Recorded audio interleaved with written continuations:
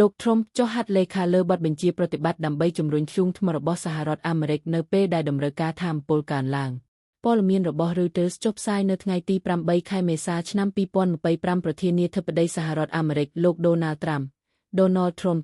បានចុះហត្ថលេខាលើបទបញ្ជាប្រតិបត្តិនៅថ្ងៃអង្គារដើម្បីជំរុញឧស្សាហកម្មធ្យូងថ្មដែលកំពុងជួបវិបត្តិបទបញ្ជាទាំងនេះប្រើប្រាស់សិទ្ធិអំណាចគ្រាអាសន្នរបស់ក្រសួងថាមពលនិងច្បាប់សម័យសង្គ្រាមដើម្បីអនុញ្ញាតឲ្យរោងចក្រថាមពលធ្យូងថ្មចាស់មួយចំនួនដែលគ្រោងនឹងបិទបន្តផលិតអគ្គិសនីដើម្បីបំពេញតម្រូវការថាមពលដែលកំពុងកើនឡើងនៅសហរដ្ឋអាមេរិកលោក Trump បាននិយាយថាវិធានការនេះនឹងបញ្ចប់សង្គ្រាមរបស់លោក Joe